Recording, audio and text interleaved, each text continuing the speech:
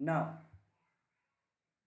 next we shall study little about the Vice President of India. Already we know about him. We have studied in the polity. We have studied the different articles that are related to the Vice President. The Vice President of India. The Vice President is elected for 5 years. That we know already. That the Vice President and President, they are elected for 5 years. So the Vice President is also elected for 5 years. His election method is similar to that of President. The only difference is that members of state legislatures are not part of electoral college. देखिए, तो मैंने बताया था कि president और vice president दोनों के election जो है लगभग एक तरीके से होते हैं, थोड़ा डिफरेंस होता है. As we already know, what is the method of election of president? Proportional representation with single transferable vote. Same method is applied for the vice president also. That is proportional representation with single transferable vote. Only difference is the composition of electoral college. That means those people who elect. In case of president, what is the electoral college? The electoral college consists of, yes, the elected members of the parliament and the legislatures of the states. Whereas in case of vice president, the electoral college only consists of the members of the parliament, not the state assembly. See, the vice president, okay, so understood. यहाँ क्या लिखा है कि it is similar to that of president except that members of state legislatures are not part of electoral. Rajya Sabha, yes. Now, the vice president may be removed from his office by a resolution of the Rajya Sabha passed by a majority and agreed to by the Lok Sabha. देखिए, नहीं, वो तो नहीं है. President का बहुत different है.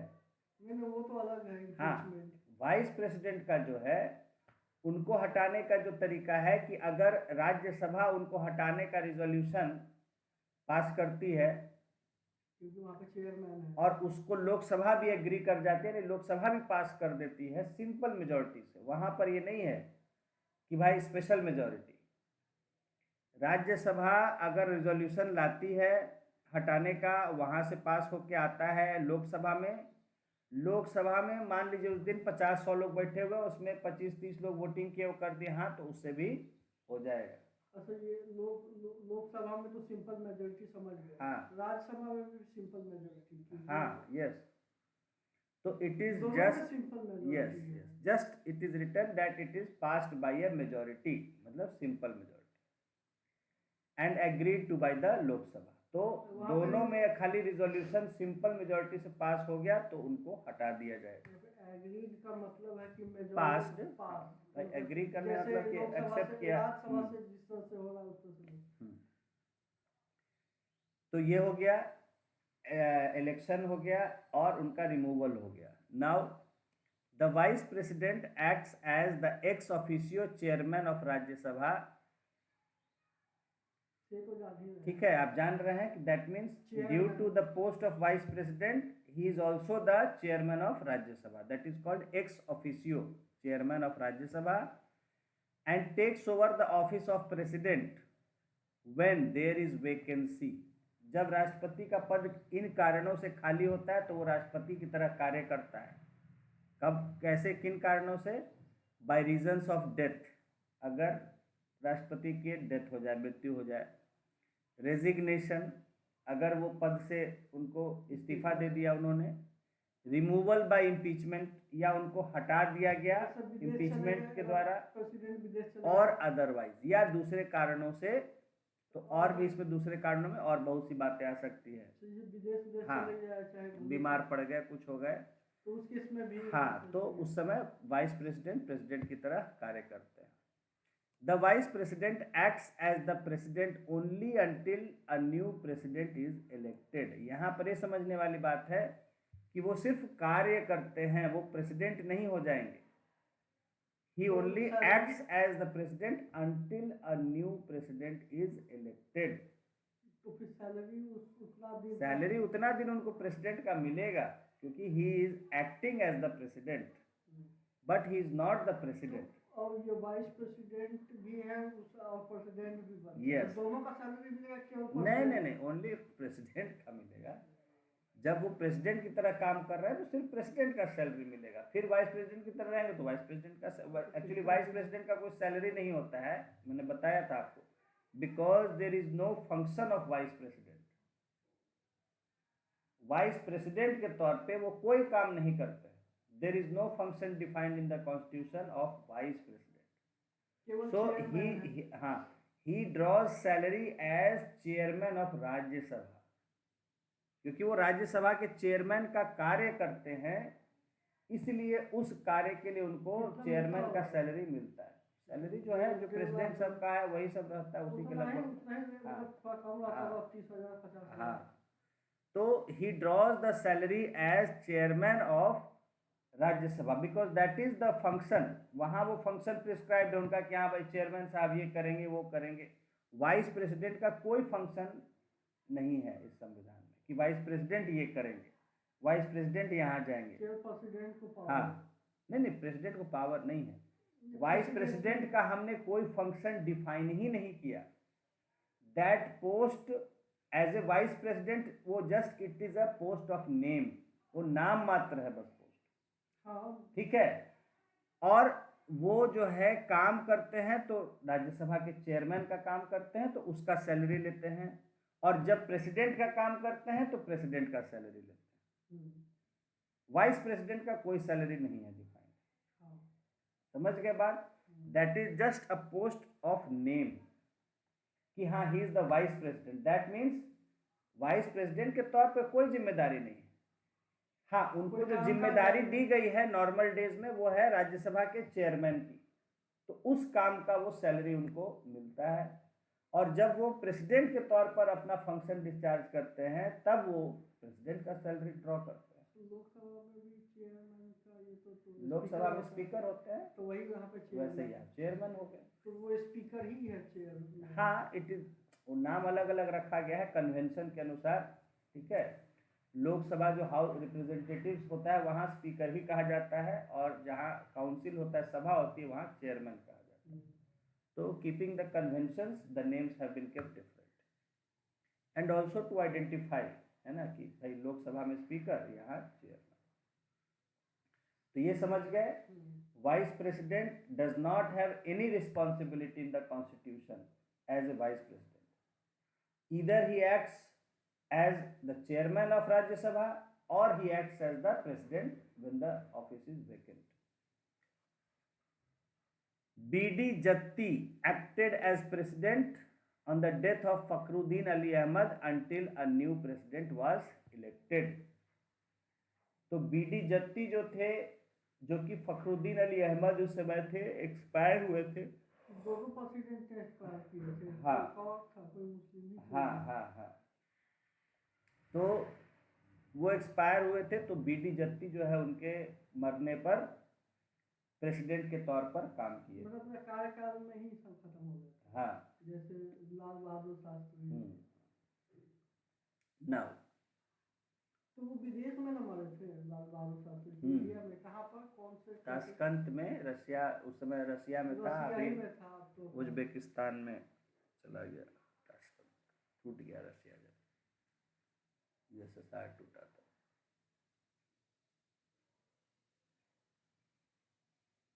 अब देखिए यहाँ पर एक बहुत बढ़िया आपको क्वेश्चन दिया हुआ है. इस क्वेश्चन को हालांकि अभी आपको उतना समझ हुआ है कि नहीं, खैर देखिए बहुत ही इंपॉर्टेंट क्वेश्चन है. कह रहा है कि NCERT it is a masterpiece, और सवाल इतना बढ़िया दिया हुआ है, अच्छे जिसको जानकारी है politics. Imagine that the Prime Minister wants to impose President's rule in one state. because the state government has failed to effectively curb atrocities against Dalits in that state. कोई राज्य है जहाँ पे दलितों पर, यानी एक खास वर्ग जो है समाज का, कमजोर वर्ग है, हाँ, उसको उस पर अत्याचार होता है, उसको रोकने में असफल रहा है सरकार, तो प्रधानमंत्री चाहते हैं कि वहाँ राष्ट्रपति का शासन लगा दिया जाए, क्योंकि वहाँ की सरकार लोगों की सुरक्षा नहीं कर पा रही है। एब्सेंट में न लगता है कि एब्सेंट में लगता है, नहीं, अभी आप नहीं जान रहे हैं, वो आर्टिकल भूल गए हैं, अभी आप लोगों को कुछ याद नहीं। किसी भी कारण से लग सकता है। प्रेसिडेंट्स रूल इसको कहते हैं फेलियर ऑफ कॉन्स्टिट्यूशनल मशीनरी। जब संविधान किसी क्षेत्र में ढंग से काम नहीं कर पा रहा है, वहाँ की सरकार ठीक से नहीं काम कर पा रही है जो उसकी जिम्मेदारी है, तो ऐसे हालत में जो है राष्ट्रपति वहाँ डायरेक्टली प्रेसिडेंट्स रूल लगा सकते हैं। ठीक है, तो यहाँ यही कहा जा रहा है कि किसी राज्य में जो दलित वर्ग हैं उन पर अत्याचार हो रहा है और सरकार उसको रोक नहीं पा रही है, तो प्रधानमंत्री जो हैं वो चाहते हैं कि वहाँ जो है प्रेसिडेंट्स रूल लगा दिया जाए। तो ये प्रधानमंत्री ऐसा चाहते हैं, ठीक है ना। The president has a different position, लेकिन राष्ट्रपति की सोच अलग है। He is saying that the provision regarding president's rule should be used only sparingly. राष्ट्रपति का कहना है, मानना है कि ये राष्ट्रपति शासन लगाने का जो ये है संविधान में प्रोविजन दिया गया है, इसको बहुत ही कम इस्तेमाल करना चाहिए, नहीं, जब तक इमरजेंसी ना हो तब तक नहीं करना चाहिए। स्पेरिंगली का मतलब वेरी लेस, वेरी रेयरली। हाँ, स्पेरिंगली पहले हम लोग पढ़ते थे, लिखते थे स्पेरिंग, स्पेरिंगली, स्पेयर वर्ड से बना है, वेरी लेस। Very less. तो वेरी लेस और क्या हो सकता है इसके अलावा? रेयर। अच्छा, रेयर के ये तो प्रेसिडेंट का गलत सोच है। तो नहीं, गलत सोचते हैं, खैर। तो राष्ट्रपति का मानना है कि राष्ट्रपति शासन यूं ही नहीं लगाना चाहिए, बहुत ही रेयर केसेस में यूज करना चाहिए इस प्रोविजन का, क्योंकि इससे सरकार की अवहेलना होती है। It is a disrespect to the people's decision. भाई, लोगों ने सरकार एक चुना, वोट दिया, उसको अपॉइंट किया, तो उस सरकार को आप हटा दे रहे हैं, डिसमिस कर रहे हैं, ये जो है it is not healthy for democracy. लोगों ने जिसको वोट दिया उसको शासन का अधिकार दिया, अब वो समझे, सोचने वाला बात। हाँ, वो समझे कि कैसे, क्योंकि भाई लोगों का वही वोट है ना। देखिए, अच्छा या बुरा है, आपको छोड़ दिया था कि भाई अपना समझो, अच्छा चाहे बुरा जो करना है, तो वैसे ही लोगों ने वोट किया, अब अच्छा या बुरा जो किया, जैसी सरकार आई, जैसे दिल्ली में देखिए यही चल रहा था केजरीवाल सरकार के साथ। तो यहाँ है कि राष्ट्रपति का मानना है कि जो प्रेसिडेंट्स रूल है, यानी प्रेसिडेंट को दखल ऐसे नहीं देना चाहिए राज्य की सरकार में। फिर ऐसे दूसरे राज्यों को लगेगा कि भाई ये तो सेंटर अपना मनमानी कर रहा है, छोटी छोटी बातों पर राष्ट्रपति शासन लगा दे रहा है, ये तो उनके पावर्स में दखल अंदाजी है। ये तो सोचने वाला बात है। तो प्रधानमंत्री को लग रहा है कि भाई दलितों पर अत्याचार नहीं रुक रहा, इसलिए हमें वहां राष्ट्रपति शासन लगा देना चाहिए। राष्ट्रपति प्रेसिडेंट को लग रहा है कि नहीं, गवर्नर के पास पूरा पावर चल जाएगा ना। नहीं, प्रेसिडेंट्स रूल है तो प्रेसिडेंट के पास डायरेक्टली, सेंटर से, गवर्नर नहीं। अच्छा, तो हाँ, वो प्रेसिडेंट थ्रू गवर्नर वो करते हैं, तो वो अपना काम गवर्नर से ही न करवाते, गवर्नर से करवाते हैं, लेकिन कंट्रोल तो सेंट्रल गवर्नमेंट के हाथ में रहता है ना।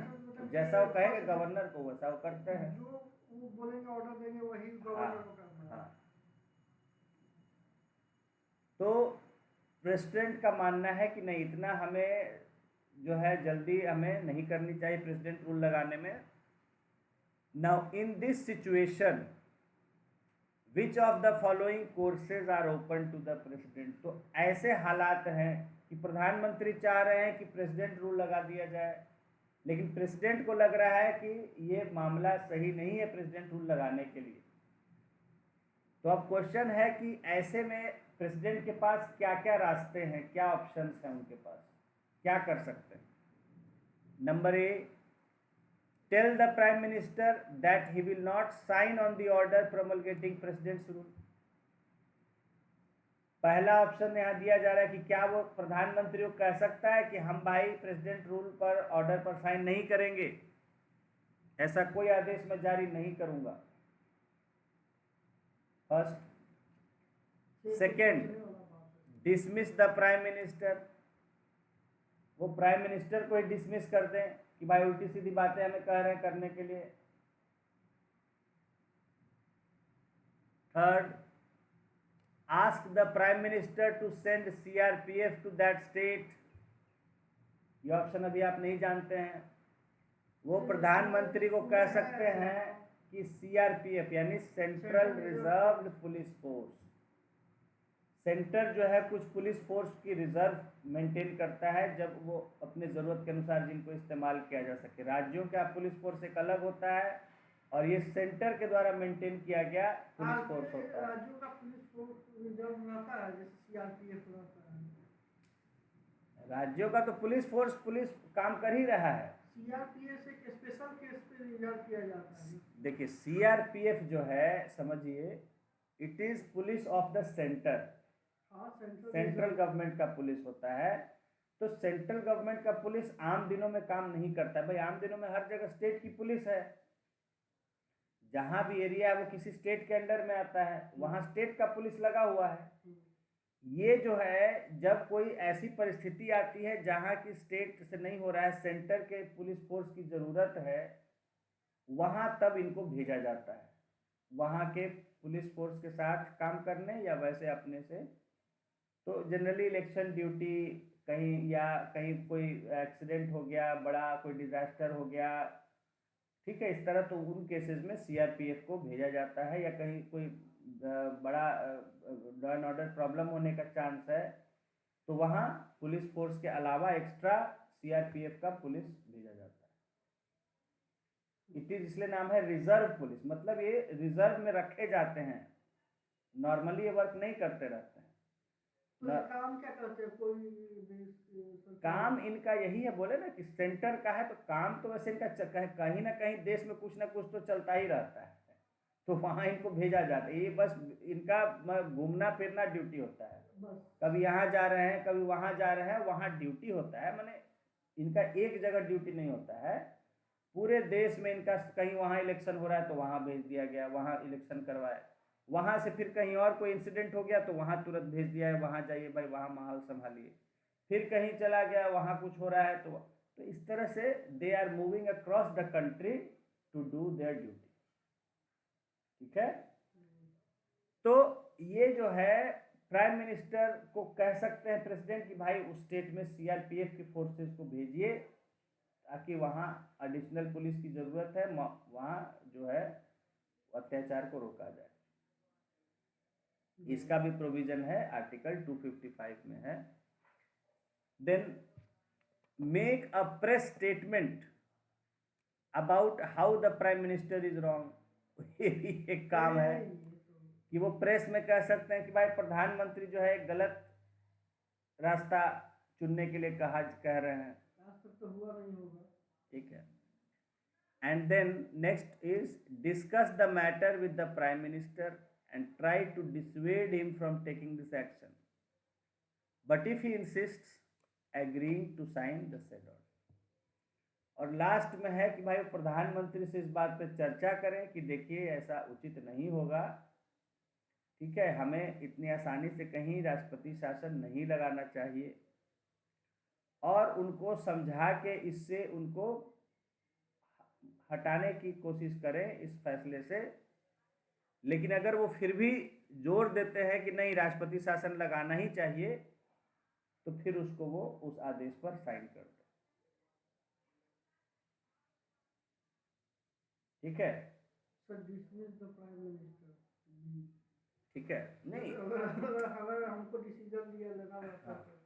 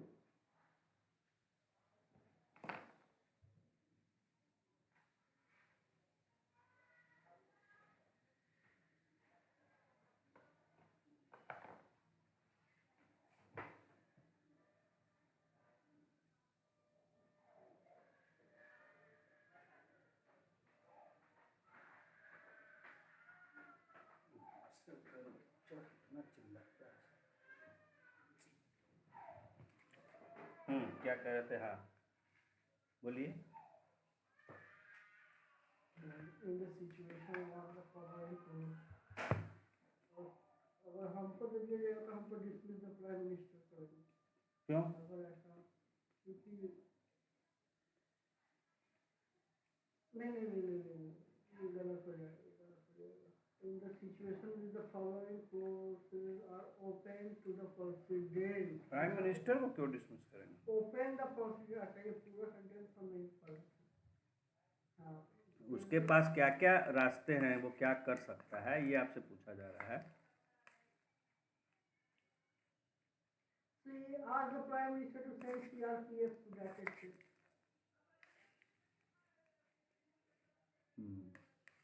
ऐसा हो सकता है, और कुछ हानि भी नहीं होगा सरकार को भी। ये भी एक रास्ता है, इससे सरकार को कुछ ये भी एक रास्ता है। ये अच्छा रास्ता है। हाँ, जैसे देखिए, इस कई ऑप्शंस, ऐसा नहीं है, देखिए वो डिसमिस भी कर सकता है प्राइम मिनिस्टर को। डिसमिस ठीक करेगा है। तो बताना ना पड़ेगा। क्या बताना पड़ेगा? तो ये जो प्रेसिडेंट है, प्राइम मिनिस्टर के कहने पे ही कोई काम करते हैं। प्राइम मिनिस्टर बोल रहा है करना है तो करना है, जरूरी नहीं है। काउंसिल ऑफ मिनिस्टर बोलेंगे तो उसको करना पड़ेगा। प्राइम मिनिस्टर का मतलब काउंसिल ऑफ मिनिस्टर हुआ। तो अगर अगेंस्ट कॉन्स्टिट्यूशन है तो उसको डिसमिस किया जा सकता है प्राइम मिनिस्टर। क्या अगेंस्ट हो जाने वैसे भी कर सकता है डिसमिस, उतना पावर दिया गया है प्रेसिडेंट। तो ये अलग बात है। ये थोड़ा कंफ्यूजन हो जा रहा है हमको। इसलिए हम कहेंगे क्वेश्चन कीजिए। इस तरह क्वेश्चन रहेगा तो पूरा डाउट क्लियर हो जाएगा कि आपने राष्ट्रपति का पढ़ा, उसके पावर्स पढ़े, उसके फंक्शंस, उसकी रिस्पॉन्सिबिलिटी। राष्ट्रपति को, ये मैंने कल भी आपको समझाया कि राष्ट्रपति क्या है। एक ऐसा अनुभवी बुजुर्ग है जिसको कि ये देखरेख करने के लिए खाली लगाया गया कि देश की सरकार ठीक से चल रही है, ठीक है, तो वो देखरेख करने के लिए अपने अनुभव से, और उसको पावर, उसको नाम पे बहुत दे दिया गया है, लेकिन पावर उसको यूज करना है through the council of ministers. लेकिन कुछ उसको मामले में अपना भी उसको डिस्क्रिशनरी पावर्स उनको दिया गया है कि जहां वो अपने अनुभव से, अपने दिमाग से, अपनी सोच से भी फैसला कर सकते हैं, जिसमें ये है कि कौन प्राइम मिनिस्टर। प्राइम मिनिस्टर तो आज के डेट में देखा जाए, प्रेसिडेंट अपना ही कोई आदमी नियुक्त कर दे रहा है, जिसका प्रेसिडेंट का वैल्यू खत्म हो गया। यही तो है। डॉक्टर एपीजे अब्दुल कलाम के सेंस में देखा जाए, उस तरह का प्रेसिडेंट हो गया, और वो सब केस में देखा जाए तब ये सब शोभता भी है, सब क्वेश्चन देखने से। बात यही ना है कि प्रेसिडेंट, अब देखिए, आम आदमी तो जान रहा है कि कुछ नहीं कर रहा है प्रेसिडेंट। देखिए यहाँ सोचने की बात है, अच्छी बात आपको है, सोचने की बात ये है कि भाई प्रेसिडेंट के इलेक्शन में पूरा देश के लोग पार्टिसिपेट कर रहे हैं ना, पार्लियामेंट के भी और हर स्टेट असेंबली के भी लेजिस्लेचर्स हैं, सारे एमएलए हैं पूरे देश के। तो किसी एक पार्टी का फेवरेट हो ऐसा जरूरी नहीं है।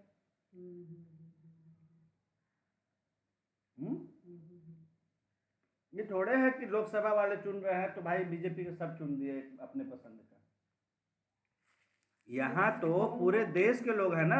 आप सोचिए कि अगर 30 स्टेट है, 30 स्टेट, कहाँ बहुमत का, कैसे बहुमत का? अभी है ना, अभी है ना, अभी ऐसे हालात हो गए हैं कि ज्यादातर स्टेट में बीजेपी की सरकारें हैं। वही बात है ना, आज के हालात से तो गलती कोई मैटर ही नहीं तो करता। यही कहा है, आप जो बात उठाए, पहले कांग्रेस के होते थे तो कांग्रेस जिसको खड़ा करती थी वो जीत जाते थे, ठीक है। और एक बार कांग्रेस के अपने ही कैंडिडेट के खिलाफ इंदिरा गांधी बोल दी थी, भाषण दे दी थी। ये प्रेसिडेंट के और कह दी थी कि क्योंकि पहले वो खड़े हो गए थे, कांग्रेस उनको सपोर्ट कर दी थी, लेकिन वो उनको इंदिरा गांधी क्योंकि पार्टी करती है ना, तो पार्टी कैंडिडेट को खड़ा की थी। उस समय इंदिरा गांधी और पार्टी में अनबन चल रही थी, बताया था मैंने आपको।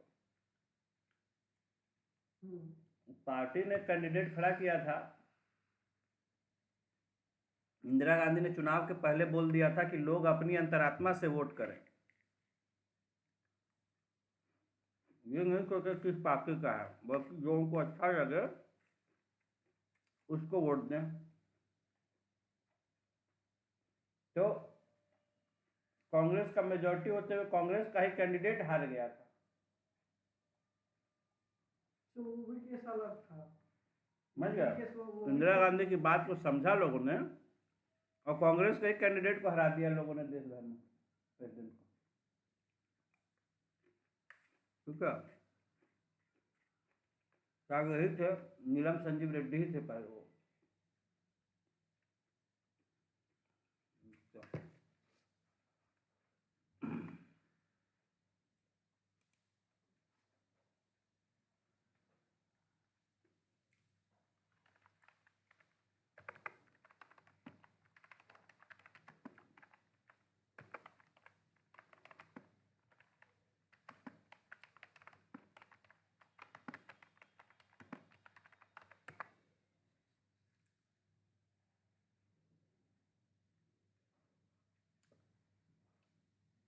इंदिरा गांधी 66 में पहली बार बनी थी ना। 65 में ये मरे थे काफी। थर्ड प्राइम मिनिस्टर थी। और बीच में एक्टिंग प्राइम मिनिस्टर भी तो बने थे कोई। हाँ, गुलजारी लाल नंदा बने थे। तो वो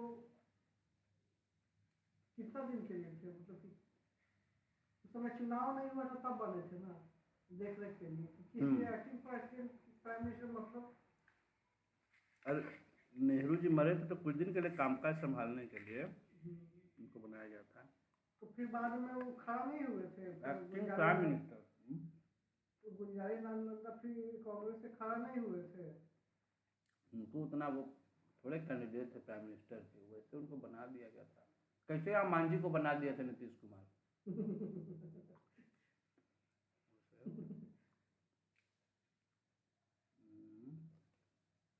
तो उसको प्रेसिडेंट कहेंगे, प्राइम मिनिस्टर कहेंगे गुलजारी नंदा को?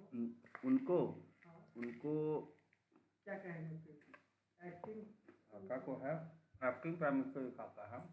एक्टिंग प्राइम मिनिस्टर लिखा, लेकिन एक्टिंग प्राइम मिनिस्टर है लेकिन एक्टिंग, ये प्रॉपर प्राइम मिनिस्टर नहीं थे। जैसे वाइस प्रेसिडेंट है उसी तरह से थे।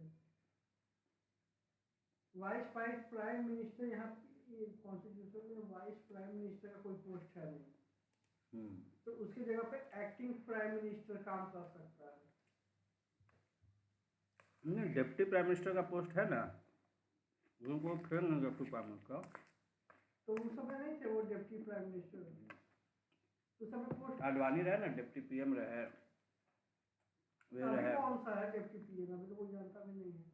कोई नहीं, और थे वो आपके जीवन राम थे। अभी डिप्टी पीएम का कोई पोस्ट नहीं है। वो सर वो होता है, इस पर होता है, सरकार पर होता है। सरकार चाहे तो किसी को बना अपॉइंट कर सकती है। जैसे डिप्टी चीफ मिनिस्टर का भी कोई पोस्ट है नहीं, वो सरकार पर है कि वो चाहे तो बना अपॉइंट कर सकती है। सैलरी किसके पोस्ट पर मिलेगा? डिप्टी सीएम को चाहे डिप्टी पीएम को? सैलरी जो और पोस्ट होगा उसका मिलेगा। और काउंसिल ऑफ मिनिस्ट्री का जो पोस्ट है उसके, अगर वो एमपी होंगे तो एमपी का मिलेगा, एमएलए होंगे एमएलए का मिलेगा। ये डिप्टी सीएम और डिप्टी पीएम का कोई पोस्ट नहीं है। तो कॉन्स्टिट्यूशन में तो कहाँ लिखा हुआ है कुछ? तो उस समय गुलजारी लाल नंदा जो थे वो डिप्टी पीएम नहीं थे, बस इसी तरह से बना दिया गया।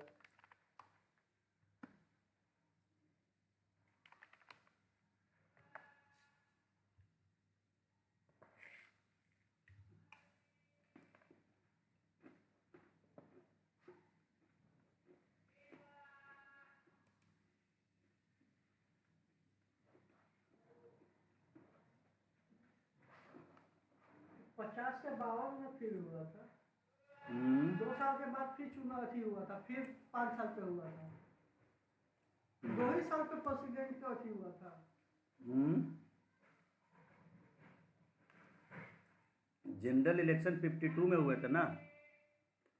और 50 में तो कांग्रेस 50 में वो बने थे क्योंकि वो वहाँ से अपॉइंट हुए थे कॉन्स्टिट्यूएंट असेंबली से।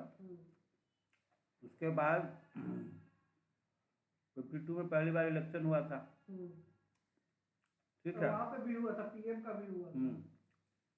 तो राष्ट्रपति के लिए ये खड़े हुए थे, इनके खिलाफ केटी साहब खड़े हुए थे।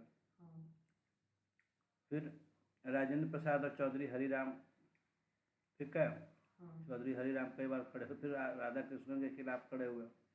तो ये तीसरा बार जाके बने थे। हैं? और ये 62 में क्यों नहीं बने थे? खड़ा हुए मर गए। कौन यही मर गए थे? 62 में कार्यकाल खत्म हुआ तभी मरे थे, उसके बीच में मरे थे। कार्यकाल के बीच में मरे थे, बीच में मर गए क्योंकि मरने तक प्रेसिडेंट थे। मतलब खत्म ही होने वाला था, उसी के बीच में मर गए। उसके बाद Sarvepalli Radhakrishnan first south Indian president. और उसके बाद ये फर्स्ट जाकिर हुसैन साउथ मुस्लिम हो गए। मर गए बीच में, मर गए थे। उस समय चीफ जस्टिस थे सुब्बा राव, वो एक्टिंग चीफ प्रेसिडेंट रहे थे। Acting president Subba Rao acting president रहे। तो वहाँ पे उस समय वाइस प्रेसिडेंट नहीं थे कोई, बाद में दिया गया है। नहीं, वाइस प्रेसिडेंट थे, लेकिन उनको नहीं, चीफ जस्टिस को बनाया गया एक्टिंग। अच्छा, शायद वो भी दोनों एक्सपायर कर गए थे, शायद वाइस प्रेसिडेंट भी नहीं थे क्या। तो फिर 69 में फिर चुनाव किया गया।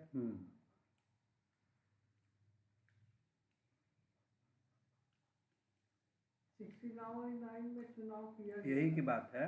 यही नीलम संजीव, ये भी संजीव रेड्डी प्राइम मिनिस्टर बनना चाहते। दोनों इंडिपेंडेंट ये थे, खड़े हुए थे। इंडिपेंडेंट मतलब सिंगल, बिना किसी पार्टी के सपोर्ट के। अच्छा, कोई पार्टी इनको नहीं सपोर्ट की थी। नीलम संजीव रेड्डी 2 बार बने थे। हाँ, हार गए थे, बने कहाँ थे इस बार? नहीं, ये 1969 में बने। कहाँ बने 69 में? ये बने नहीं, ये खड़े हुए जो उनका फोटो दिया हुआ है बड़े वन में, ये है ना, बीबी गिरी जी थे। अच्छा। हाँ, ठीक है। उसके बाद फिर नीलम संजीव रेड्डी जो है वो, हाँ, ये जनता पार्टी से खड़े हुए थे। ठीक है, तो इनको कांग्रेस ने भी, ये एकमात्र ये रहे, नीलम संजीव रेड्डी को ये सम्मान करने के लिए किए थे कि उनके खिलाफ कोई खड़ा नहीं होगा चुनाव में, माने उनको हम यूनानिमस तरीके से जिताए देश के इतिहास में। तो एकमात्र यूनिक हैं ये इस मामले में। ये राजेंद्र प्रसाद भी नहीं थे इस मामले में। ये कौन से पार्टी के थे नीलम संजीव? नीलम संजीव रेड्डी कांग्रेस के ही थे। अच्छा, तो जनता पार्टी लिखा हुआ है। उस समय बोले ना, टूट गया था ना उस समय, कांग्रेस पार्टी से छोड़ के लोग चले गए थे, अलग अलग हो गए थे सब। अच्छा, ठीक है। ये फखरुद्दीन अली अहमद भी तो पहले हुआ था कि कांग्रेस के कैंडिडेट होते हुए इनको हरवा दी थी इंदिरा गांधी। ठीक है ना, कांग्रेस के कैंडिडेट थे, लेकिन उसको इंदिरा गांधी जो है, मैंने कांग्रेस की तरफ से थे, पार्टी का सपोर्ट नहीं, क्योंकि पार्टी तो टूट चुकी थी। तो इंदिरा गांधी ने तब उनको हुआ कि नहीं भाई, पार्टी के होते हुए तो इनको ये दिया जाए, क्योंकि बहुत काम किए थे पार्टी के लिए और बड़े नेता थे साउथ के। तब इनको कहा गया कि इनके खिलाफ कोई नहीं खड़ा हो, किसी को खड़ा नहीं किया गया। अनअपोज्ड ये प्रेसिडेंट बनने वाले सिर्फ यही हैं इलेक्शन से। बाकी राजेंद्र प्रसाद जी पहली बार तो वो इलेक्शन नहीं हुआ था, उसमें कॉन्स्टिट्यूएंट असेंबली के द्वारा अपॉइंट हुए थे।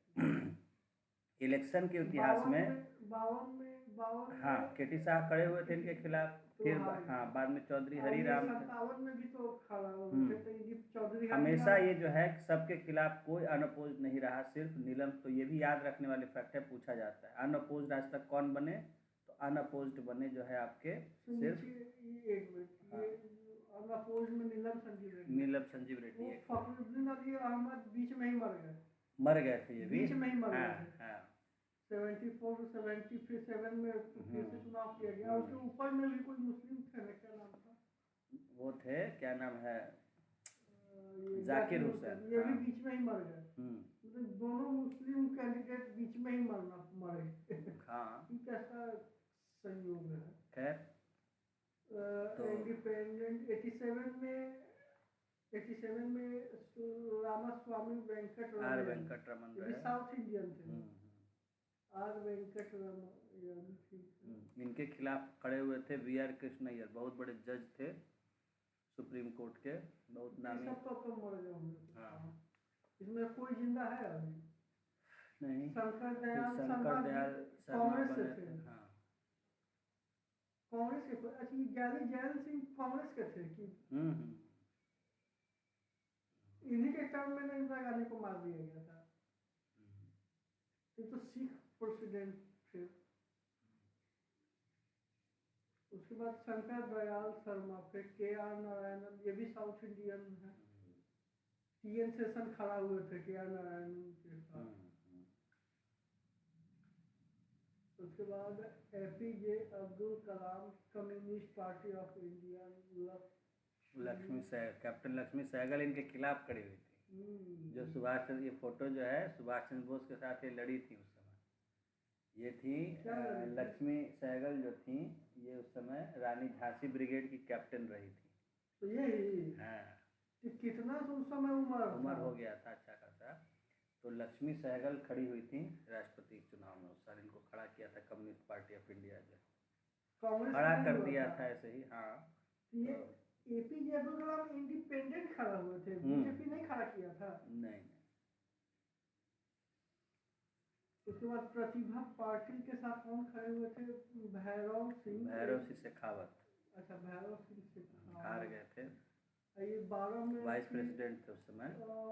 और ये प्रणब मुखर्जी पीए संगमा मणिपुर के ये थे, नेशनल पीपल पार्टी वहाँ का है।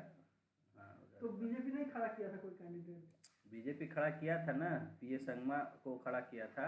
अच्छा एनडीए हुआ ना बीजेपी का। फिर 17 में ये रामनाथ कोविंद के खिलाफ कांग्रेस खड़ा की, मीरा कुमार को, इनको खड़ा किया गया। उनकी बेटी जगजीवन राम की। और फिर जो है द्रौपदी मुर्मू के खिलाफ खड़े हुए यशवंत सिन्हा, इनको तृणमूल कांग्रेस खड़ा की। तो कोई वैल्यू उसको देगा थोड़ी ना यशवंत सिन्हा को, मीरा कुमार को जब वैल्यू नहीं दिया गया तो इसको कौन वैल्यू देगा। तो वही कहने का मतलब है कि देखिए बाद में जो है ना राष्ट्रपति का पद भी हो गया एक खाली खाना पूर्ति वाला, पहले ऐसा नहीं था। जब तक ये लोग थे, राजेंद्र प्रसाद थे, राधा कृष्णन थे, तब तक जो है ऐसा नहीं था। राष्ट्रपति का पद का भी अहमियत था बहुत, क्योंकि बहुत सारे पावर्स उनको दिया गया था। लेकिन बाद में इंदिरा जी ने जब ये कर दिया, बांध दिया राष्ट्रपति को कि भाई जो मंत्रिपरिषद कहेगा वही आपको करना है, तो फिर तो वो एक लगभग रबर स्टैंप हो गए। अगर मेजॉरिटी वाली सरकार है तो फिर तो कुछ पावर रह ही नहीं गया राष्ट्रपति को। और फिर ये लोग ऐसे लोगों को अपॉइंट करने लग गए कि जो इनके जो कहे वो करने वाली बात, ठीक है। तो राष्ट्रपति ऐसे ऐसे बयान दिए थे कि भाई मैं अपने माथे पर इंदिरा गांधी का चप्पल लेके चलूं और ये करूं वो करूं। कौन थे एक राष्ट्रपति थे जो इंदिरा गांधी को चप्पल पहनाए थे हाथ से। राष्ट्रपति पहले तो 66 में बनी थी पहला, यही लोग में कोई थे, शायद जैल सिंह थे या जैले सिंह जैल सिंह थे कि नहीं शायद इमरजेंसी किनके समय में इमरजेंसी तो लगाया फखरुद्दीन अली अहमद लगाया थी इमरजेंसी। और ये कब तक चला था?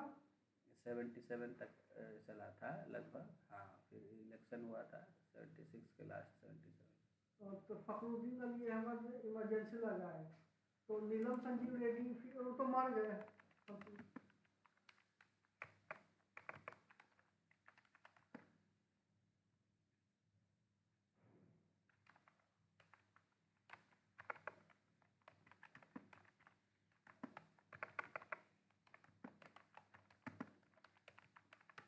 इंदिरा गांधी को कहीं चप्पल उतार के कुछ करना था, किसी माला वाला पहनाना था, क्या करना था, तो वो जो है उनको फिर हाँ वेन अच्छा नहीं नहीं एनडी तिवारी क्या है क्या लिखे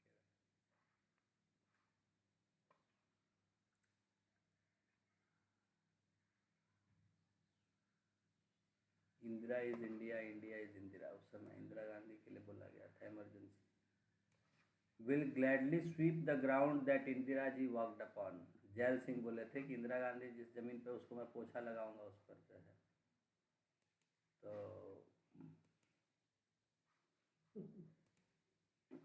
ये ज्ञानी जैल सिंह का था।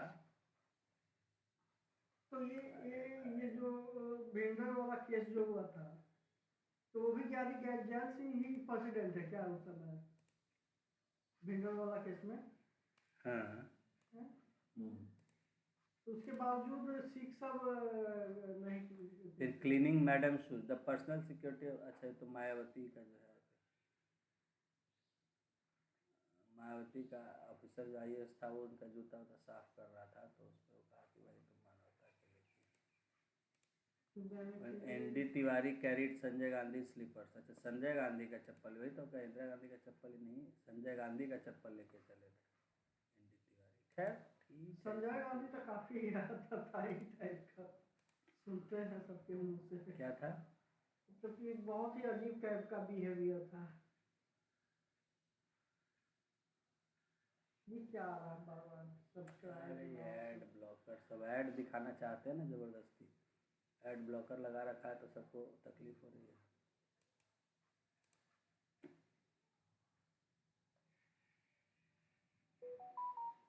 पढ़ने नहीं दे रहे। टाइम्स वाला है ना, बिना पैसा के सबका धंधा नहीं चलता है। स्वर्ण मंदिर पे हमला हुआ था 83 में कि 84 में?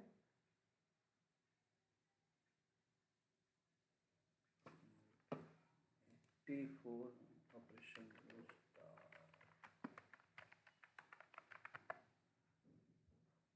84 में हुआ था। तो मतलब 3-4 महीने के बाद में मारवा दिया गया।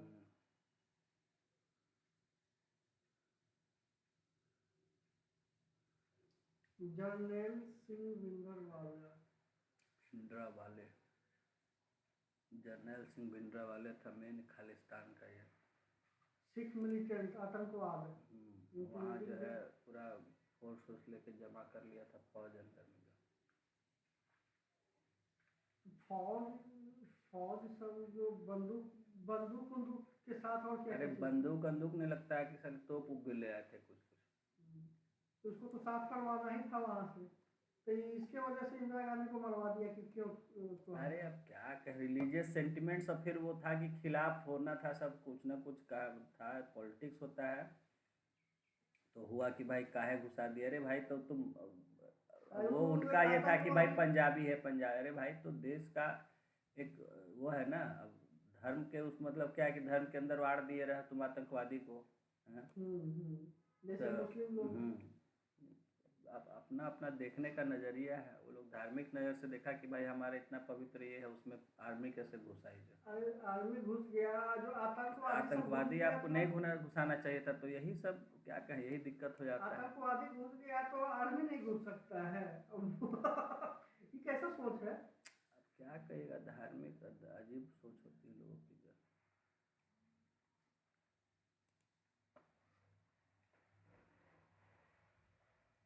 हेलो हेलो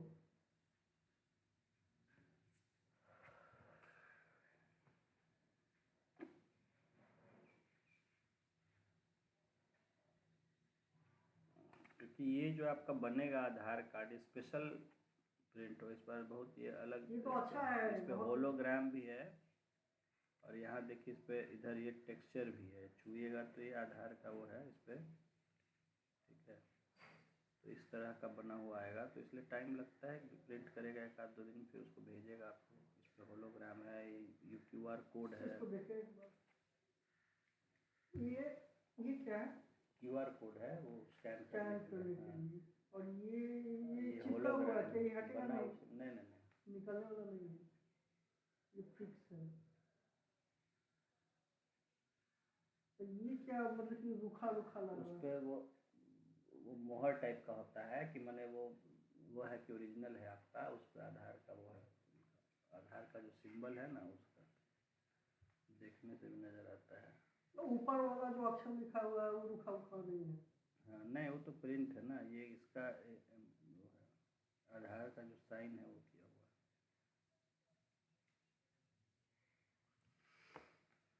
है। एनीवे सो यहाँ हमने देखा कि प्रेसिडेंट्स के केस हमने देखे, और प्रेसिडेंट का हमने देखा कि उसको कुछ डिस्क्रिशनरी पावर्स, पहले देखिए पहले बहुत ज़्यादा पावर्स थी। आज आप जो पढ़ रहे हैं ये भी समझने वाली बात है कि आज हम जो देख रहे हैं ये संविधान बनाने वालों की सोच नहीं थी। आप उस समय जो है संविधान में राष्ट्रपति को काफ़ी शक्तियां दी गई थी, समझिए उस समय राष्ट्रपति को काफ़ी शक्तियां दी गई थी, जो अब सरकार अपॉइंट कर सकता था, बहुत सारे काम अपने मन से वो सारी चीज़ें कर सकता था। राष्ट्रपति उस समय वास्तव में एक हेड ऑफ स्टेट था, लेकिन जो है चूंकि वो पॉलिटिकल पोस्ट नहीं था, ठीक है ना, वो पॉलिटिकल पोस्ट नहीं था, और प्राइम मिनिस्टर एक पॉलिटिकल पोस्ट होता है। तो बाद में अब जिन कारणों से भी जो है सरकार, इंदिरा गांधी जी की सरकार थी उस समय, तो ये किया गया कि भाई राष्ट्रपति को वही, क्योंकि चुनी हुई सरकार तो भाई जो सरकार होती है वो होती है प्रधानमंत्री के अंडर में, तो उनका था कि भाई जो चुनी हुई सरकार जो जनता के वोट से आई है तो उसका जो इच्छा है वही होना चाहिए देश में। तो इसलिए उन्होंने अमेंडमेंट लाके उसको बाइंड कर दिया प्रेसिडेंट को कि he has to act according to the advice of the council of minister. पहले ऐसा नहीं था? पहले ऐसा नहीं था, पहले सिर्फ ये लिखा हुआ था कि हाँ वो उसको समय समय पर राय सलाह देगी, बाकी राष्ट्रपति को अपने मर्जी से करने का था।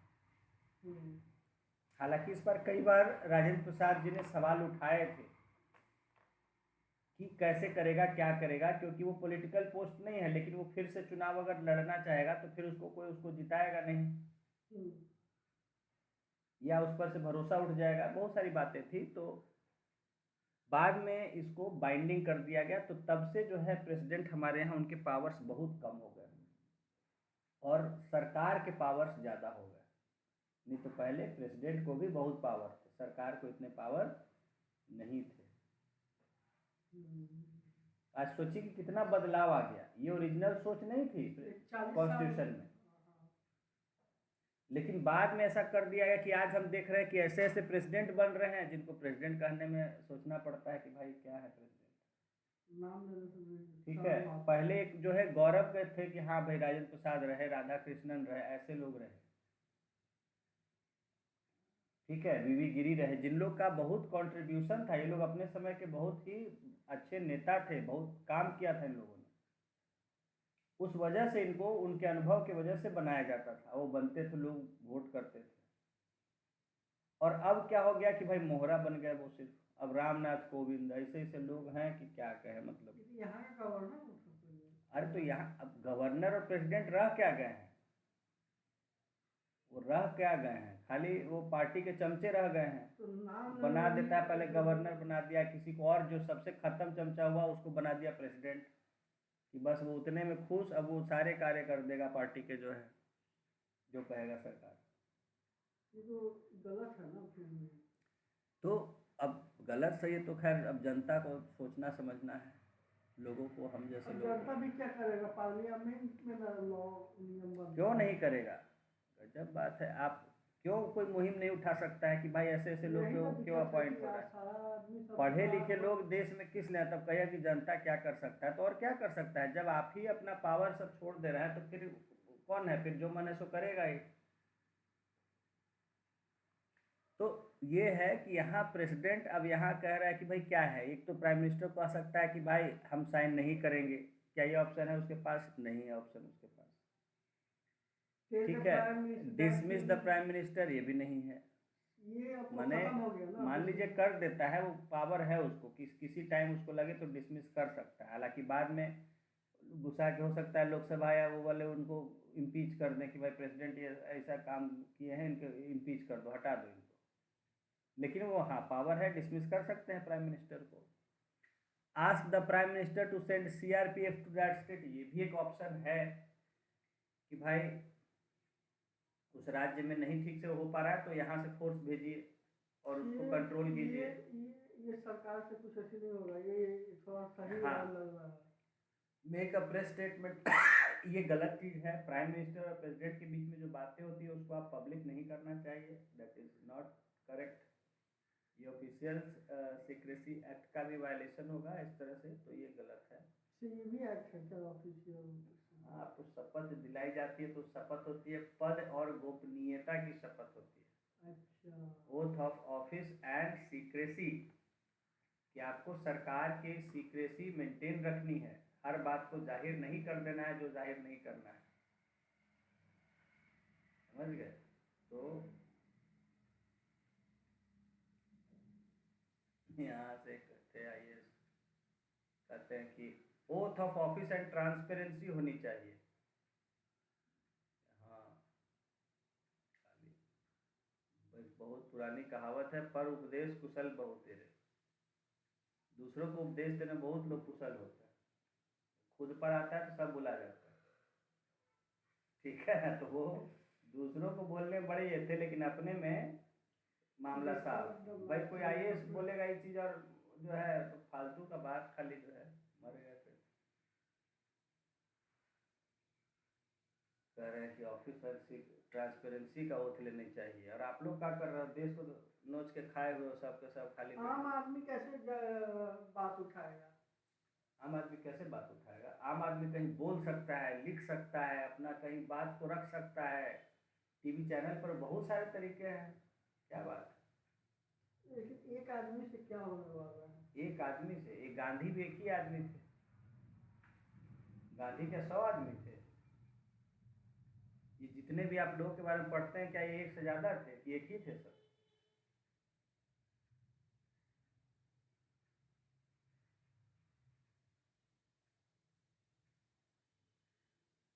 आप जितना इतिहास पढ़ते हो सब तो एक ही आदमी के बारे में पढ़ते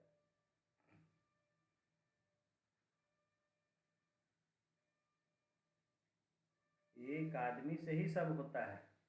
तो गांधी भी एक आदमी ही था, जिस आदमी को वहाँ अफ्रीका में ट्रेन से उतारा गया और वो उस आदमी ने ठाना। ममता बनर्जी भी एक औरत थी जो वहाँ के चीफ मिनिस्टर के पास पहुंची थी, बेचारी एक औरत की फरियाद लेके कि इसका बलात्कार किया गया है, इसके बलात्कारियों को सजा दीजिए। लोकल से लेके सब तक चली गई, कोई नहीं सुना, पर चीफ मिनिस्टर के पास पहुंची, वो भी जो है नहीं सुना। तब वो कहे कि कसम खाती हूँ आज कि मैं एक दिन तब तक दम नहीं लूंगी जब तक तुम्हारी सरकार नहीं गिरा दूंगी। तुम ऐसे हो गए हो निरंकुश की जो है, तुमको औरत का दर्द नहीं समझ में आता है कि कोई बलात्कार कर रहा हो, तुम जो है अपना नशे में चूर हो अपने पद पे। इतिहास रचा इस देश में मोदी, क्या रचे? रची इतिहास ममता बनर्जी, जो माना जाता था कि बंगाल से कभी भी लेफ्ट का शासन खत्म नहीं होगा। 32 साल से लगातार शासन चला रहा है। कौन सा थी उसका कम्युनिस्ट पार्टी का। हाँ, उसको गिराई अकेले अपने बल पर ममता बनर्जी, स्ट्रगल करके, और फिर वहाँ का शासन संभाली। उसका कोई पार्टी नहीं था, पार्टी किसका? ममता कांग्रेस में थी पहले, कांग्रेस ज्वाइन की थी। उस समय खाली ये लॉ पढ़ी थी, लॉयर का प्रैक्टिस करती थी। तो इनके पास एक मोहल्ले की औरत आई, बोली देखिए हमको ऐसे ऐसे गुंडे हमें बलात्कार कर दिए। गई, मिली पहले लोगों से जो भी वहाँ लोकल लेवल पर थे, कोई नहीं बात है सुना। ये 20 साल 25 साल 30 साल मैंने मानिए कि हाँ 90s नहीं, 90s के पहले का बात है। तो उस समय सिर्फ ये अपना ग्रेजुएट होके लॉ करके और कुछ कुछ प्रैक्टिस कर रही थी सामान्य। तब ये गई उस औरत का पैरवी लेके सबके पास, कोई नहीं सुना। एक एक सीरियल जाते जाते हैं कोर्ट में नहीं। कोर्ट में क्या करे? कोर्ट जब कोई गवाही नहीं देगा तो कोर्ट क्या करेगा? उसमें डर था जो गवर्नमेंट का, तो गवर्नमेंट का कोर्ट क्या कर। हाँ, क्लास क्लास ले रहे, क्लास ले। तो ठीक है, तो वहाँ से सबके पास दौड़ते दौड़ते मुख्यमंत्री तक के पास पहुँची, और उस औरत की फरियाद तो मुख्यमंत्री भी सुनने से कोई ध्यान नहीं दिए, इनकार कर दिए कि नहीं। तब इनका सलाह कि देखिए कैसी सरकार है आपकी कि जो नीचे से ऊपर तक और आप तक को जो इसके मुख्यमंत्री हैं यहाँ, और वो आपको भी औरत का दर्द नहीं समझ में आ रहा है, औरत की तकलीफ नहीं समझ में आ रही, और इस तरह का माहौल बना हुआ है कि भाई जिसको मन है औरत के साथ जो करे, कोई बोलने वाला नहीं। तब उन्होंने उसी समय कही कि जो है मैं अब देख लो, एक दिन तुम्हारा सरकार में गिरा के कसम खाती हूँ, इसका सरकार गिरा के रहूँगी मैं इस देश में। ऐसी जो सरकार है इस बंगाल में, और वो इतिहास रची है। बहुत ही मजबूत इनकी पकड़ थी 32 साल से, और लेफ्ट का कभी कोई सोचता नहीं था कि लेफ्ट का सरकार कभी जाएगा बंगाल से। तो कांग्रेस पहले ज्वाइन की। हाँ, फिर वर्कर के तौर पर अपना ज्वाइन की, कांग्रेस पार्टी ज्वाइन की, करते करते करते और धीरे धीरे धीरे देखिए फिर बंगाल में सरकार बनाई इनकी अपनी। फिर वो जब अलग हो गई कांग्रेस से, तो फिर कांग्रेस क्यों अलग हो गई? कांग्रेस से अलग हो गई थोड़ा सा, क्योंकि अब बंगाल के प्रति कांग्रेस का रवैया ठीक नहीं था, या मतलब वहाँ इन्वॉल्व नहीं होना चाह रहा था, जो भी है। तो फिर इन्होंने तृणमूल कांग्रेस, उसका एक टुकड़ी बनाया।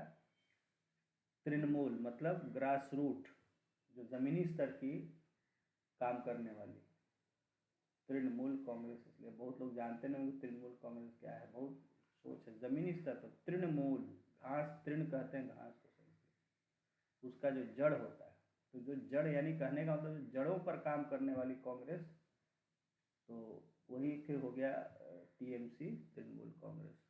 तो कांग्रेस ही है लेकिन अलग कांग्रेस से अलग हुई थी, हाँ कांग्रेस में थी। फिर जब बंगाल में इलेक्शन लड़ी तो अलग पार्टी बनाई, तृणमूल कांग्रेस। बंगाल में भी जीती है ना ये लोकसभा का चुनाव? सब अभी जीत ही रही हैं, हालांकि बीजेपी धीरे धीरे कुछ सीट बना लिया है वहाँ। बीजेपी को तो घोषणा नहीं दे रही थी। तो बना लिया है, तब नेक्स्ट टाइम के चुनाव का क्या गारंटी कि बना दे फिर बीजेपी? अब वो तो भाई देखिए, बात है कि वहाँ सरकार हालांकि बहुत अच्छे से वहाँ मैनेज कर रही हैं, लेकिन फिर भी इतना बड़ा राज्य है, वो भी बहुत पॉपुलेशन है। इससे पहले बिहार में था लेकिन बीजेपी कभी आता नहीं था, लेकिन अब मोदी आ गया है तो मोदी के नाम पे वोट दे दे रहा है कैंडिडेट सबको बीजेपी का। नहीं तो खाली वोट ही नहीं दे रहा है, काम भी करवा रही है बीजेपी, ऐसा थोड़े है। काम भी करवा रही है, सपोर्ट कर रही है, ऐसा थोड़ा है कि नहीं करवा रही है। नीतीश कुमार को इतना सपोर्ट कर रही है ना, नीतीश कुमार को लीडर बना के देश में विकास का काम हो रहा है कि नहीं राज्य में? बिहार में कितना डेवलपमेंट हो रहा है। अभी इतने पैसों की दिक्कत थी कि आप समझ नहीं सकते, उसमें फिर क्या हालत हो गई थी नीतीश जी की। ऐसे ही मजबूरी होता है आदमी का, कह दे खाली मजाक में सब पलटू वल्टू, समझ है उनको कुछ काम कराए कि जाने कि क्या होता है, कैसे काम होता है। लूटना खसोटना तो अलग चीज़ होता है, मिल गया अलग बात है। तो फिर पलटता नहीं अगर लूटने वाला रहता तो हाँ, वो कैसे मजबूरी में है कि भाई बिहार क्या क्या जमा कर रहा है अपने लिए। हमको उससे मतलब नहीं पर्सनल है, हमको मतलब है कि भाई बिहार में देखिए आप कितने चेंजेस हो रहे हैं, देखिए कितना काम हो रहा है, सड़कें देखिए, बिजली का हाल व्यवस्था देखिए, सब चीज़। मैं भी यूपी गया तो बहुत कुछ मैंने देखा वहाँ पर। सड़क बहुत जगह, कई जगह मैंने बहुत ख़राब सड़कों से मुझे जाना पड़ा। मैंने सोचा, मैं कहा यार ऐसे तो सड़क में बिहार में कहीं देखा ही नहीं। हाँ, तो उनको तकलीफ लग गया, बोले कि नहीं नहीं ऐसा है, थोड़ा सा है। हम कहा हम तो घुसे ही हमको मिला, हमको लगा पूरा यूपी ऐसे ही जाना पड़ेगा क्या, इतनी खराब सड़क बिहार में, ऐसे गांव में भी नहीं है सड़क। बोले नहीं नहीं थोड़ा सा है, वो गंगा के आसपास है वैसा। खैर जो हो, लेकिन कहने का मतलब है कि बहुत कुछ यहाँ पर आपका डेवलपमेंट हो रहा है, हुआ है। तो डेफिनेटली उसमें बीजेपी का भी फंड्स इतना मिल रहा है सरकार से। पैसे देना जानते हैं कि कितना मुश्किल किसी के लिए भी होता है, तो पैसा मैनेज करना, फंड्स मैनेज करना, हर चीज़ में पैसा लगता है। कर्पूरी ठाकुर से इसका कंपेयर किया जाए तो कौन बेस्ट है?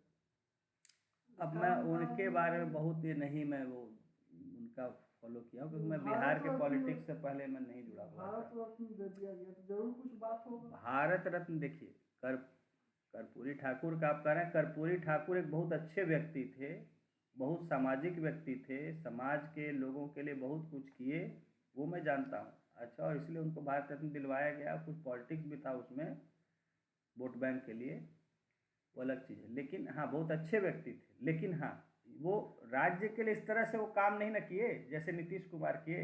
आपका बात तो एज ए चीफ मिनिस्टर जो इन्होंने काम किया, देखिए बहुत चीज़ होता है समाज में, ठीक है कर्पूरी ठाकुर किए, बहुत सामाजिक योगदान उनका भी है, और मैंने कहा कि बहुत अच्छे व्यक्ति थे, बहुत ही अच्छे व्यक्ति थे, वैसे व्यक्ति भी बहुत कम लोग होते हैं।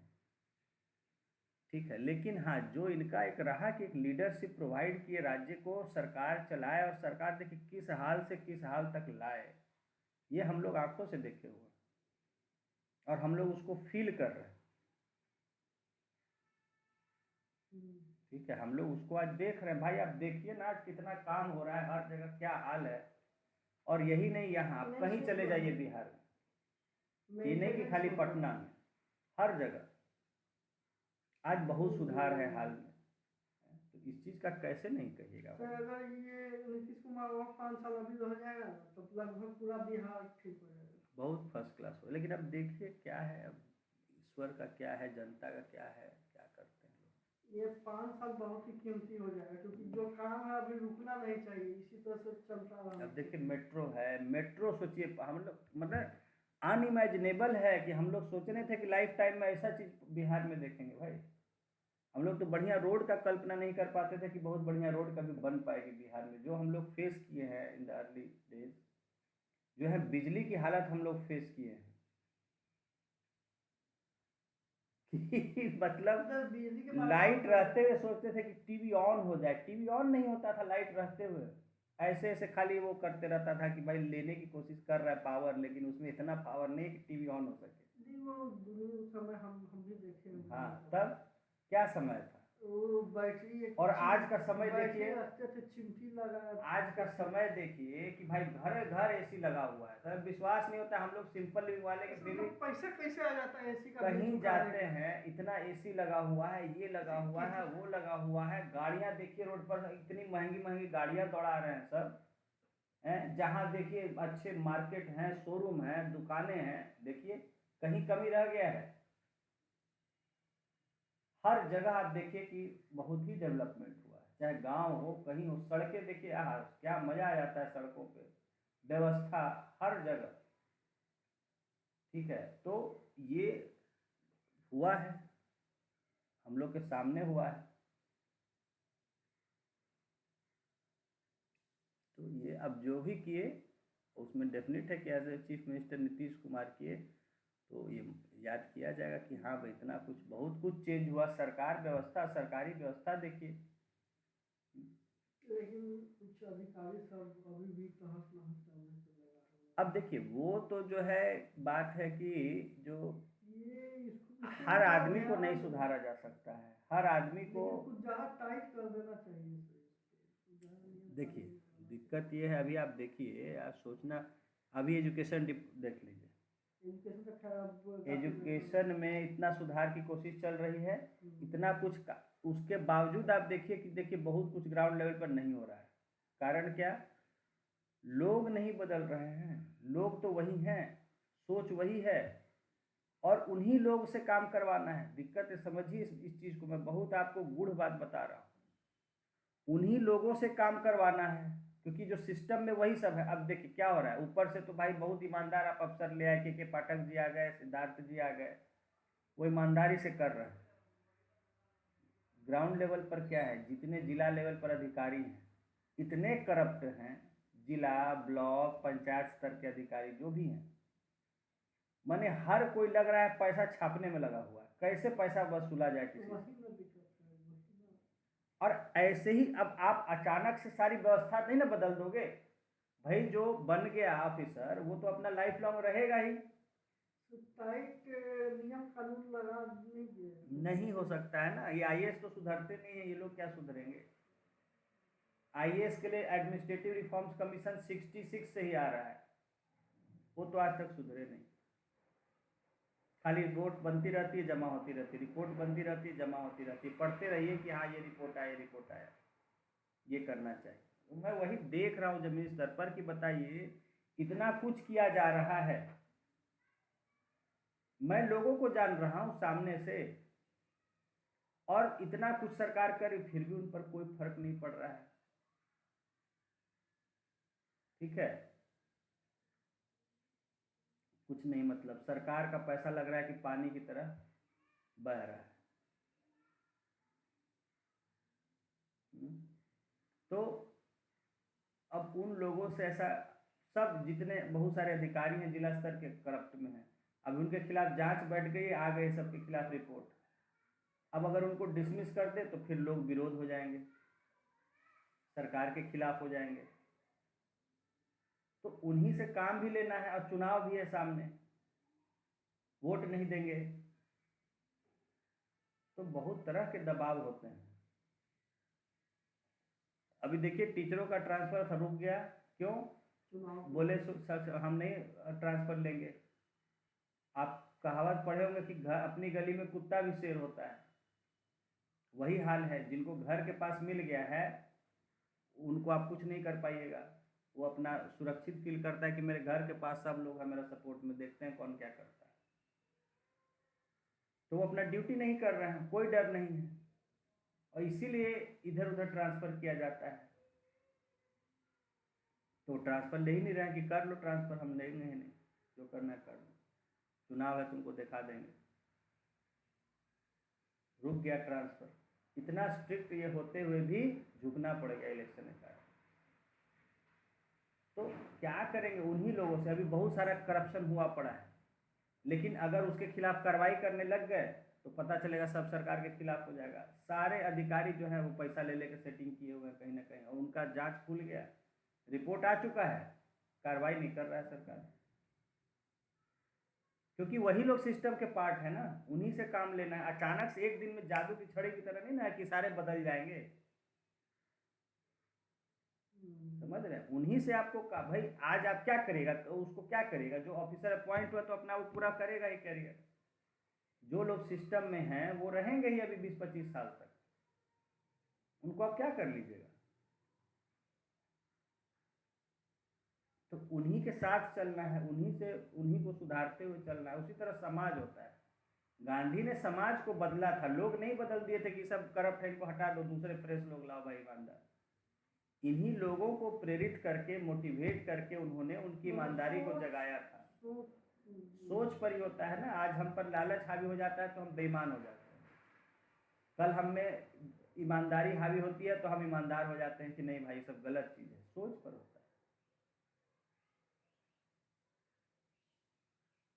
तो वो सोच भाई हम भी कोशिश किए, बहुत लोग की जगाने की कोशिश करते हैं, बोलते हैं, समझाते हैं, लेकिन बहुत असर नहीं। हाँ नए लोग हैं तो उनमें ये मोरालिटी है, सोच है अभी, इसलिए नए लोग को कोशिश किया जाए कि नए लोग जो है वो नहीं बिगड़े, लेकिन उनमें भी पुराने की तरह ढीठ तेजी से होते जा रहे हैं।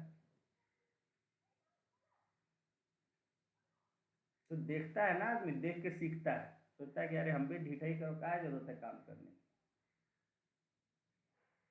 तो नहीं, हमको समझ में लगता है कि क्या उनकी है कि भाई कर्महीनता तो बहुत बड़ा श्राप है। आप काम नहीं कर रहे हो, अपना कर्महीन होते जा रहे हो, अपने लिए आप संकट जिंदगी में पैदा कर रहे हो। आपके वैसे आपके बाल बच्चे वैसे हो जाएंगे, सब वैसे हो जाएगा आपका खानदान। ये नहीं समझ में आता है लोग। एक समय यहाँ चलता था हिंदुस्तान में, कहा जाता था आराम हराम है, आराम हराम है, ये भी हम सुने। और आज देखिए आराम भगवान है, आराम तलबी में। अरे भाई संघर्ष कीजिए, जीवन का मूल है संघर्ष। संघर्ष के बिना जीवन क्या? आराम तले रहिए तो 10 बीमारी में खाली घूमते रहिएगा इधर से उधर।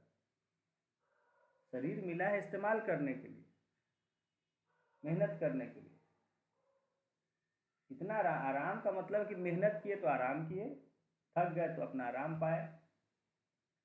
इसीलिए का बहुत उसमें कम पैसों में भी आदमी सुखी रहता है। जो जितना मेहनती है ना, बस उसको यही चाहिए रात में थक के सो गए, बहुत उसको कुछ नहीं ऐसी चाहिए, ये चाहिए वो चाहिए, उसको नहीं चाहिए। जहाँ वो पाता है बेचारा आराम से सो जाता है, मच्छर अच्छर भी उसको नहीं लगता है कि मच्छर काट रहा है, तो थकान है उसको। और जो देख लीजिए दिन भर एसी में रहा है, उसको देख लीजिए रात में नींद नहीं आता, एक मच्छर भी आया नींद नहीं आएगा। थोड़ा सा टेम्परेचर कम ज़्यादा हो जाएगा उसको नींद भाग जाएगी, अरे नींद नहीं आ रहा है, बेचैन रहता है। और जो थका हारा पर, जिसके पास कोई गरीब है, संपत्ति नहीं, एकदम थक के आराम से सो जाएगा बेहोश। जिसके पास जितनी संपत्ति है उसको नींद नहीं आएगा, तो हर पल कुछ ना कुछ टेंशन उसको आते रहेगा। तो ये है जीवन का मूल जो नहीं समझते हैं बहुत लोग, और उसी अननेसेसरी अपने लिए हेडेक और जमा करते रहते हैं संपत्ति के रूप में। बर्डन है वो, हेडेक है, बीमारी आप जमा कर रहे हैं। जो पैसे के पीछे भाग रहे हैं और उसके लिए उल्टे, अरे भाई मेहनत करो, कमाओ, खाओ, खुश रहो। लेकिन यहाँ लालच, देखिए गांधी ने कहा, उस पर ऐसे आया था, एक बार लिखना है इसमें, गांधी ने कहा कि धरती पर लोगों की जरूरत पूरा करने के लिए बहुत कुछ है, लेकिन लालच पूरा करने के लिए एक आदमी के भी कम पड़ जाएगा पूरा धरती। लालच समा जाए तो एक आदमी की भी जरूरत नहीं पूरी हो, पूरी धरती पे उसको मिल जाएगी, लगेगा कि अभी और पा जाते। तो जरूरत जहां तक है पूरा करने के लिए इस धरती पे बहुत कुछ है सबके लिए, लेकिन लालच के लिए बहुत कम। और ये लालच का ही नतीजा है ना, हम करोड़ कमा रहे हैं फिर भी सोच रहे हैं कि यार 10 करोड़ कमाते, 20 करोड़। अरे भाई यही चावल गेहूं खा के बड़े होगे और यही खा के मरोगे, और बाकी सब खा के वाहियात बीमारी लोगे खाली। जितनी बाजारू चीजें दिख रही है आकर्षण में, सोच रहे हैं कि वो खाते वो खाते,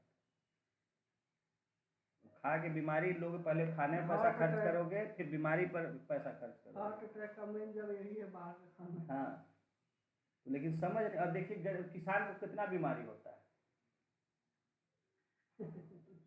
कितना बीमारी होता है, कितना। हाँ, ऐसा मैं नहीं कहता बीमारी नहीं होता है, बीमारी तो सबको होता है, कम होता है। लेकिन हाँ उसका जो है ठीक है, जो है उतने में उसका हो जाता है।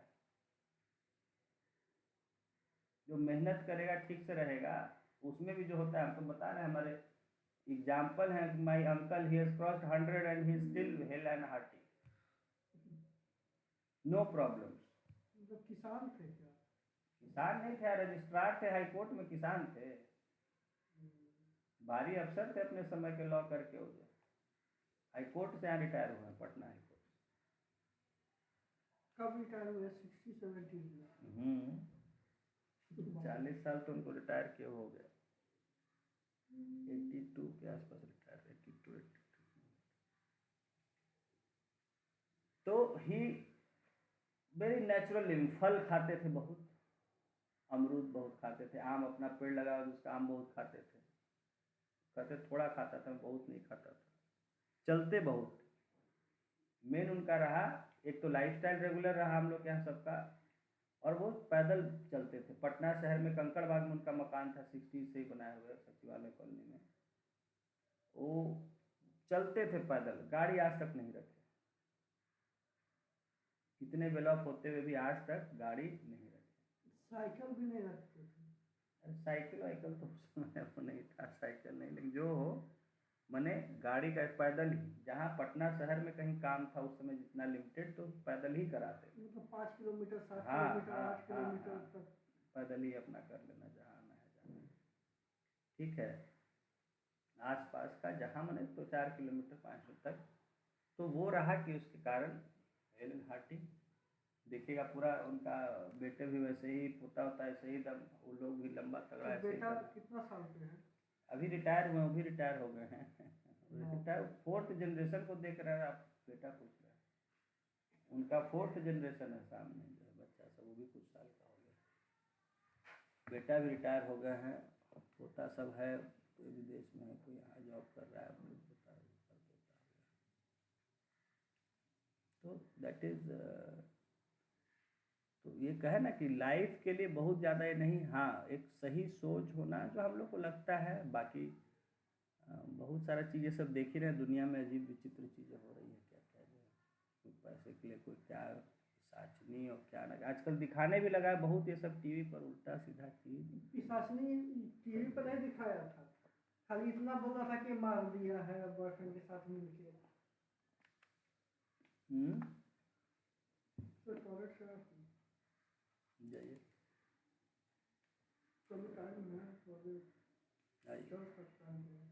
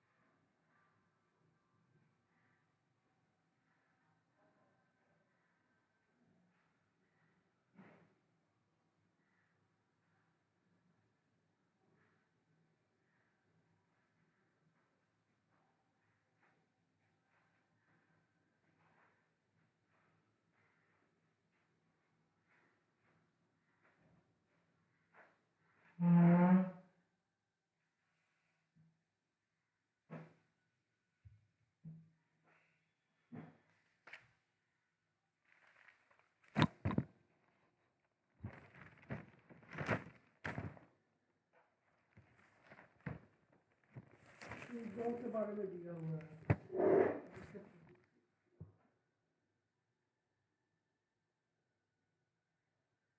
इसमें आंसर क्या होगा? As the prime minister to send CRPF to the state.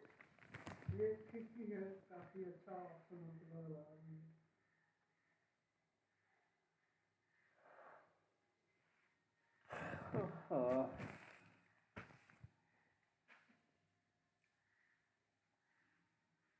देखिए, इसमें सही गलत जैसा कोई चीज़ नहीं है। इसमें एक है कि हाँ, क्या क्या जो है, जैसे देखिए, प्राइम मिनिस्टर कुछ कहता है उसको इस तरह का, तो वो मना नहीं कर सकता है, ठीक है ना। तो ये तो ऑप्शन है नहीं संविधान में। अभी कर दिया कि या तो एक बार वो कह सकता है, फिर से सोच विचार कर लीजिए, फिर से अगर वो कहता है तो करना ही है उसको, ठीक है। हाँ, तो ये नहीं कर सकता है। डिसमिस द प्राइम मिनिस्टर, तो डिसमिस द प्राइम मिनिस्टर, ठीक है, वो करने को कर सकता है, लेकिन वो वाजिब नहीं होगा, क्योंकि ऐसा कोई वो है नहीं कि डिसमिस ही कर दिया जाए। ये कोई कारण नहीं है डिसमिस करने का ना, ये कोई गलत बात तो प्राइम मिनिस्टर सी है, ये प्रोविजन है आर्टिकल 255 में, ऐसा है कि लॉ एंड ऑर्डर सिचुएशन अगर गड़बड़ाता है तो उस केस में सेंट्रल गवर्नमेंट जो है वो सीआरपीएफ फोर्सेस भेज सकता है स्टेट में। तो ये ऑप्शन है। फिर मेक अ प्रेस स्टेटमेंट, ये भी गलत चीज़ है। और फिर हालांकि ये भी ऑप्शन है उसके पास, वो जनता के सामने अपनी बात रख सकता है, लेकिन कि भाई ऐसा ऐसा हम पर कहा जा रहा है, ये बात गलत है और ऐसा होना चाहिए, तो वो रख सकता है। ऐसा बात नहीं कि वो नहीं रख सकता, ये ऑप्शन भी है उसके पास। हाँ, जनता को बताना उसकी जिम्मेदारी है ना, वो जनता के प्रति जिम्मेदार है, तो ये भी कर सकता है। अगर प्रधानमंत्री गलत दबाव दे रहा है किसी चीज़ के लिए, तो भाई वो तो जान रहा है कि हमको करना तो पड़ेगा ही। तो ये ऑफिशियल काम काज रेगुलर स्तर पर ये प्रेस में नहीं देना है। नहीं, ऐसा नहीं है। लेकिन जैसे कि यहाँ पर क्या है, ठीक है, देखिए, बात है कि सीक्रेसी का बात होता है, लेकिन यहाँ पर बात है कि आपको देखना है ना कि भाई भविष्य जनता क्या होने वाला है।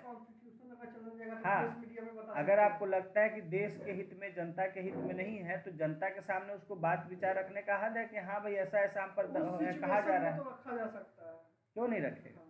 तो गलत अगर कोई दबाव बना रहा है, वो देख रहा है कि हमको करना तो पड़ेगा ही, अब ये लोग भेज देगा तो हमको कानूनी रूप से हम बंधे हुए हैं, लेकिन देश हित में वो जनता के सामने अपना बात रख सकता है कि हाँ भाई ऐसा ऐसा हो रहा है, ये चीज़ सही नहीं है या ऐसा होना चाहिए, ये भी ऑप्शन है। And discuss the matter, prime minister के साथ ही अगर उसको करे, कोशिश करे कि भाई उसको, लेकिन अगर वो तो है ही कि भाई वही करना ही पड़ेगा उसको जो है, ठीक है। तो यहाँ ये है कि आपको व्यूज़ क्या है और आर्ग्यूमेंट्स देना पड़ेगा उसके फेवर या अगेंस्ट में। ये ऑप्शन है, डिसमिस द प्राइम मिनिस्टर, ये डिस्क्रिशनरी पावर में है, में यूज करके अगर प्राइम मिनिस्टर को डिसमिस करेंगे तो पूरा काउंसिल ऑफ मिनिस्ट्री डिसॉल्व हो जाएगा, सरकार गिर जाएगी। तो फिर उसके बाद क्या प्रोसेस होगा? फिर फ्रेश किसी को अपॉइंट करना होगा, तो वो तो प्रेसिडेंट ही में अपॉइंट, प्रेसिडेंट ही करेगा, उसके हाथ में चला गया पावर, प्रेसिडेंट के हाथ में, मतलब कि सारा पावर तो एक प्रकार से प्रेसिडेंट के हाथ में भी चला गया।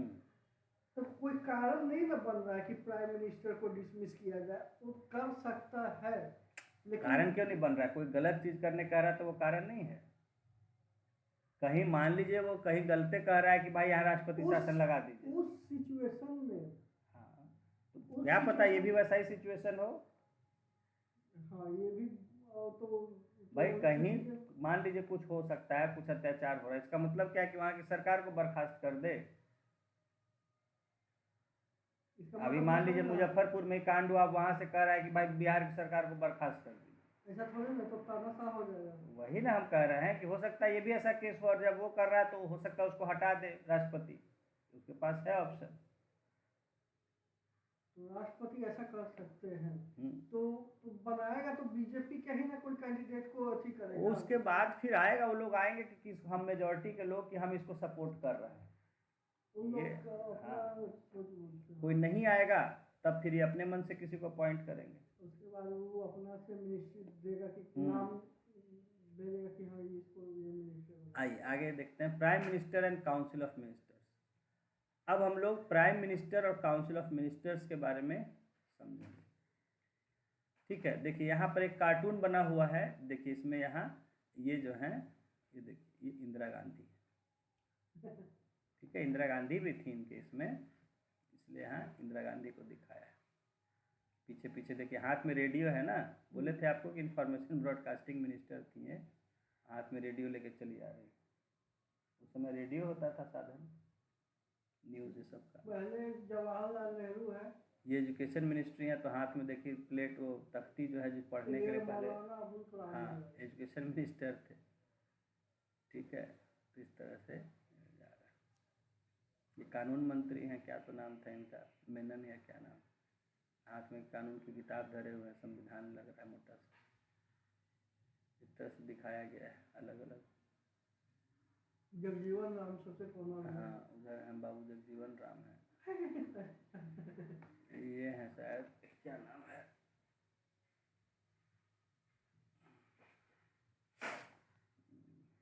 खैर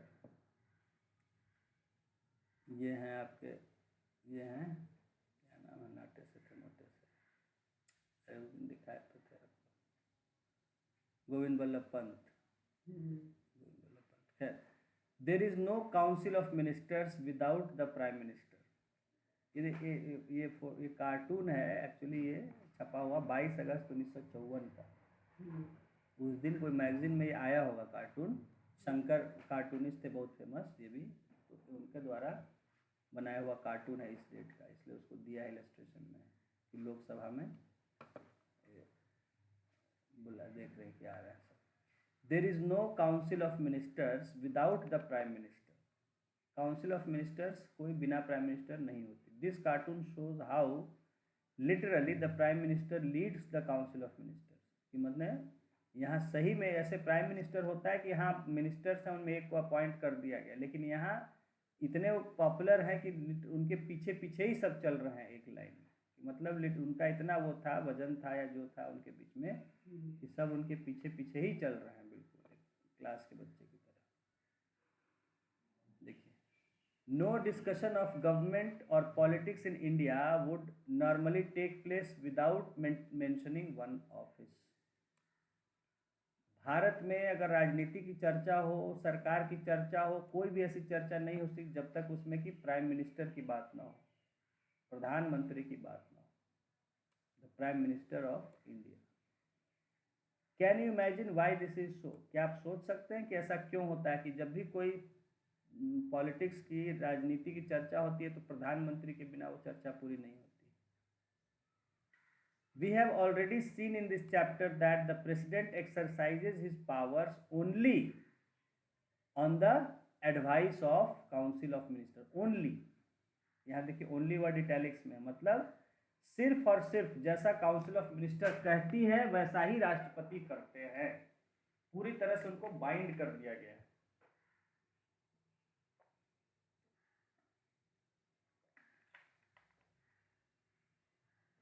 ठीक है, the council of ministers is headed by prime minister, और काउंसिल ऑफ मिनिस्टर का हेड कौन होता है? प्राइम मिनिस्टर होता है। Therefore as head of council of minister the prime minister becomes the most important functionary of the government in our country. देखिए यही मैं समझा रहा था, प्रधानमंत्री को कोई पद शक्ति नहीं है, लेकिन चूंकि वो काउंसिल ऑफ मिनिस्टर का हेड होता है, बस उतना ही है, उस वजह से वो इस देश का सबसे महत्वपूर्ण जो है सरकार का आदमी बन जाता है। तो ये इसका काम क्या है प्राइम मिनिस्टर? केवल उनको गाइडलाइन काउंसिल ऑफ मिनिस्टर को कोऑर्डिनेट करना, जैसे क्लास मॉनिटर का क्लास में काम होता है, वैसे ही काउंसिल ऑफ मिनिस्टर में प्राइम मिनिस्टर काम है, मिनिस्टर्स के बीच में कोऑर्डिनेशन बनाना, है ना, जिसको है अपॉइंट कर रहा है, जिसको है कैप्टन का क्या काम होता है टीम में। तो लेकिन अगर देखा जाए तो सबसे ज़्यादा प्रेसिडेंट को ही पावर था, अब नहीं है वैसा अभी, और खास करके जहाँ क्लियर मेजॉरिटी पार्टीज को होता है वहाँ उसका पावर कम हो जाता है। आज के डेट में अगर देखा जाए पूरा बहुमत वाला सरकार है तब प्रेसिडेंट को पावर नहीं। अब देखिए, in the parliamentary form of executive it is essential that the prime minister has the support of majority in lok sabha।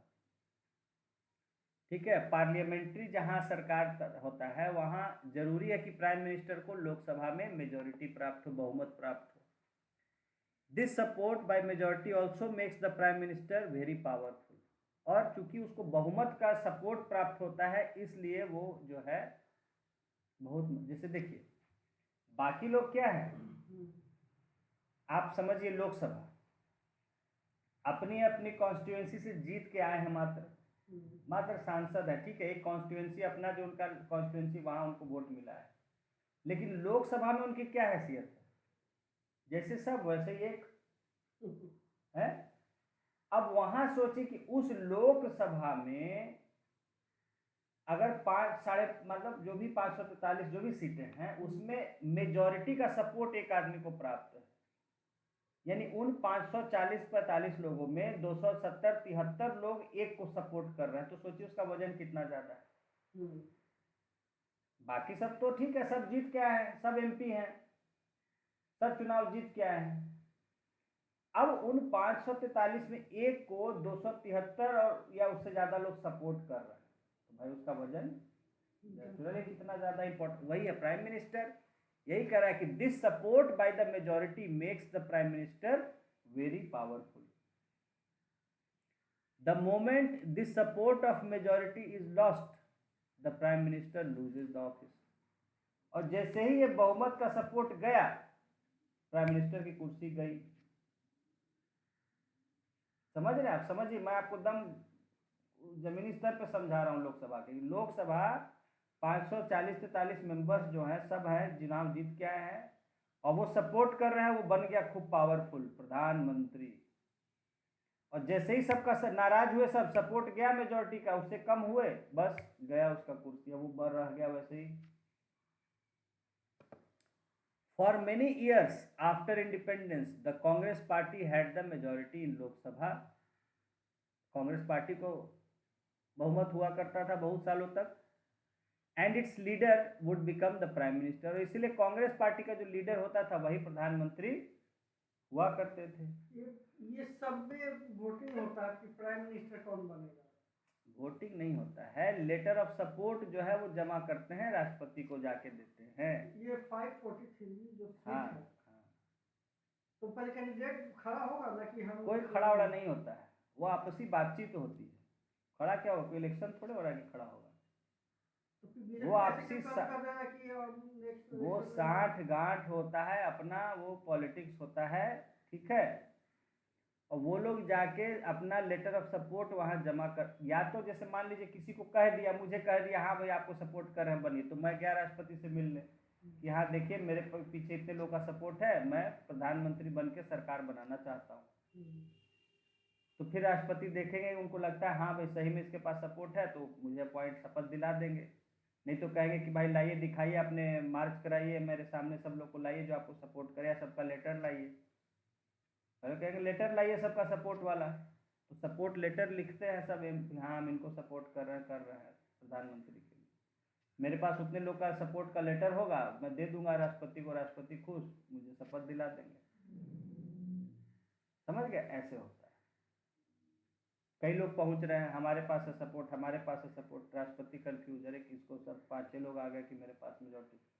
बोले एक काम करो, परसों जो है वोटिंग कर लीजिए, जिसके फेवर में वोट होगा मेजॉरिटी का उसको हम अपॉइंट कर देंगे, ये भी हो सकता है। तो 543 जो थी, मान लीजिए कि 7 पार्टी है, मतलब 5 ही पार्टी है, पांचों पार्टी मतलब कि जो आधा बीजेपी आज के डेट में देख रहे हैं, मान लीजिए बीजेपी का है 273 हो जाता है, लेकिन फिर भी पांचों पार्टी में से केवल एक पार्टी का ही है 273, तो सब केवल बीजेपी का कैंडिडेट ही बनेगा पीएम, की पांचों में से किसी का भी बन जाएगा? अरे जिसको देखिए, फिर देखिए, अगर किसी को मेजॉरिटी लोग सपोर्ट कर रहे हैं तो वो बनेगा, चाहे अपोजिशन वाला भी हो, कोई भी हो। उससे अपोजिशन सबसे मतलब थोड़े है वहाँ, जब तक सरकार नहीं बनी है तब तक सब एक ही है। और अगर किसी को मेजॉरिटी नहीं मिल रहा है, क्लियर मेजॉरिटी नहीं है, यानी कि 277 जितना भी चाहिए होता है वो नहीं है, तो फिर राष्ट्रपति बोले, वो फिर तब राष्ट्रपति के मन पर है, उनके डिस्क्रिप्शन पर है कि किसको वो अपॉइंट करते हैं। भाई 10 कैंडिडेट पहुंच गया था, 10 में से किसी को भी वो कर दे सकते। तो वो उसके हाथ में, राष्ट्रपति के हाथ में चला गया। हाँ, तो ये पावर आ गया राष्ट्रपति के पास। पढ़ेंगे आप? मेरा वो बात नहीं है। मान लीजिए अगर मेजोरिटी है, बीजेपी है, तो तू अपना सरकार बना लेगा। अगर मेजोरिटी नहीं है तो उस केस में हम बता रहे हैं तो जिसका मन उसका बनवा देंगे वो।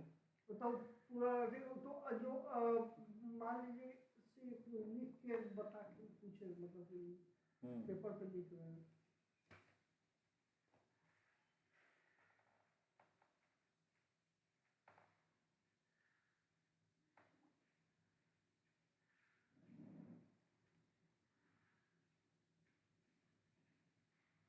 छह ही पार्टी रह जाते हैं। ये मतलब इस पार्टी वार्टी से हम मतलब नहीं होता है। अभिषेक, यही मैं कह रहा हूँ ना, लोकसभा में पार्टी वार्टी कोई मतलब नहीं है।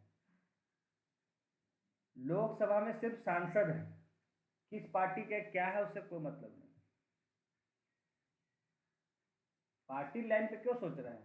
ये ठीक है, ये तो ठीक है, लेकिन ये पीएम के लिए है। हाँ, तो पीएम के लिए जो लोग लोकसभा में चुन के आए 543 मेंबर, वो आदमी पर समझिए 543 लोग हैं, उसमें से जो अगर मेजॉरिटी जिसको भी वो जरूरी नहीं बीजेपी, वो हो सकता है सब मिली जुले आपस में साठ गांठ कर ले, कांग्रेस पे मिल जाए, बीजेपी के मिल जाए, लेफ्ट के मिल जाए, बोले इसको प्रधानमंत्री बनाना, तो वो बन जाएगा।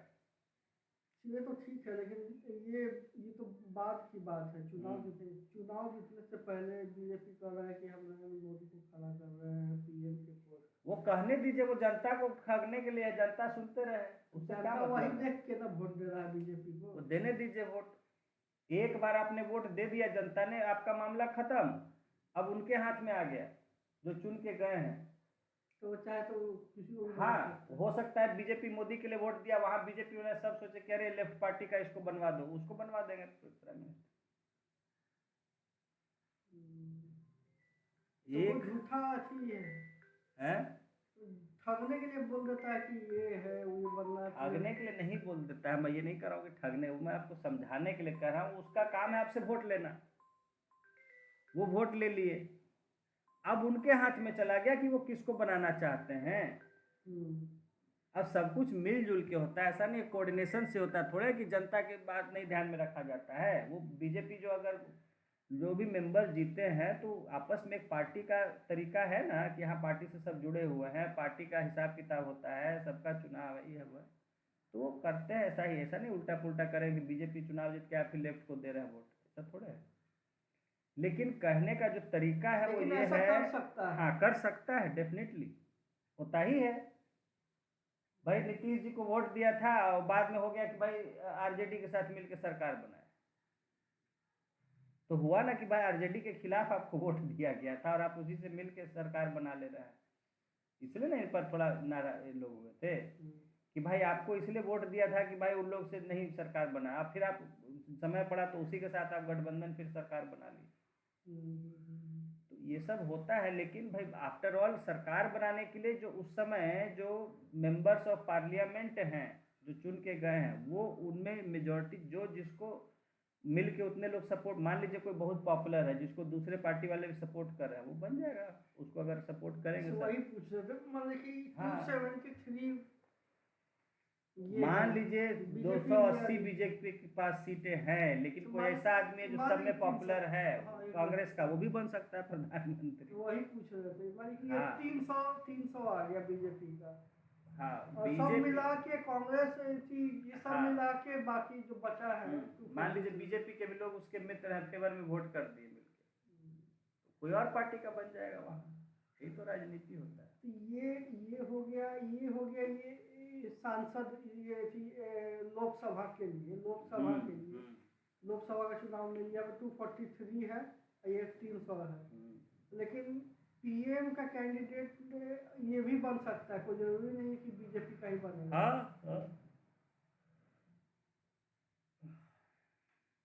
कोई भी बन सकता है, अंदर में बहुमत होना चाहिए, अंदर में जाके। अरे मेरी बात सुनिए, मुझे भी बनवा दे सकते हैं वो, जो मैं जिता ही नहीं हूँ चुनाव। तो लेकिन फिर आपको 6 महीना के बाद अंदर का में बात है ना, 6 महीना के बाद। समझ मैं गए। 1 महीना में मेरे गिर गया सरकार, कौन पता, फिर मुझे कुछ नहीं, मजा लेने के लिए बन गया प्राइम मिनिस्टर 1 महीना के लिए। कोई भी बन सकता है। किसी को भी बना सकते हैं, जिसके लेटर ऑफ सपोर्ट वहां दे देंगे जाके कि भाई हम इनको चाहते हैं प्रधानमंत्री बना दिया जाए, तो मान लीजिए बन जाएगा, उसको बना देगा।